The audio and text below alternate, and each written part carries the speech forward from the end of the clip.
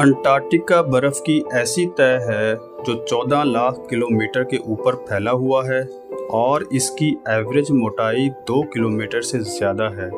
ये दुनिया का 90% बर्फ़ का ढेर है और दुनिया का 60% फ्रेश वाटर भी है। ये यूरोप से 40% ज़्यादा बड़ा है।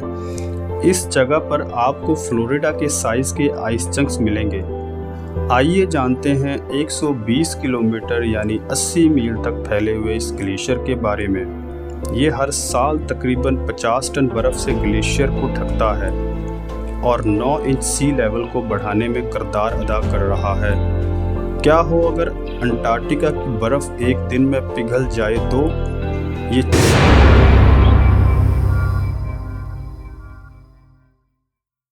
यकीन करें या नहीं, अगर अंटार्कटिका की सारी बर्फ़ एक ही दिन में पिघल जाए तो हमारी दुनिया वो ना रहे जो आज है।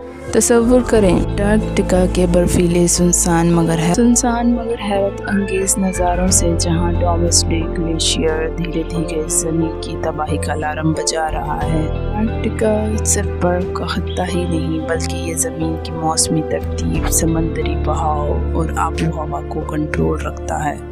बल्कि ये बर्फ़ के नीचे छुपी हैरान कुन दुनिया जानदार मखलूक़ात और कदीम बैक्टीरिया का घर भी है। जैसे ही बर्फ़ पिघलना शुरू होती है, समंदर की सतह तेज़ी से बुलंद होती है।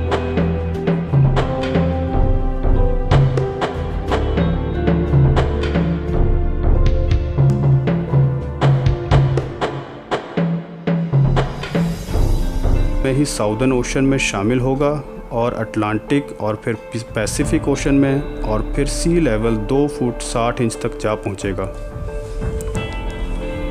समंदरी धाराओं में खलल, कार्बन डाइऑक्साइड के अखराज में इजाफा और मौसम में शदीद तब्दीलियां सामने आती हैं। पिघली बर्फ़ के नतीजे में ज़ेर ज़मीन पुरानी बीमारियां दोबारा ज़िंदा हो सकती हैं, जबकि कई छुपे हुए अजायबात दुनिया के सामने आ सकते हैं, जिसके बाद आलमी सतह पर ख़तरनाक सैलाब, पीने के पानी का बहरान और बर्फ़ानी इलाकों के पिघलने से ट्रॉपिकल जंतुओं की तरफ इंसानों की बड़े पैमाने पर हिजरत जैसे हालात पैदा हो जाएंगे।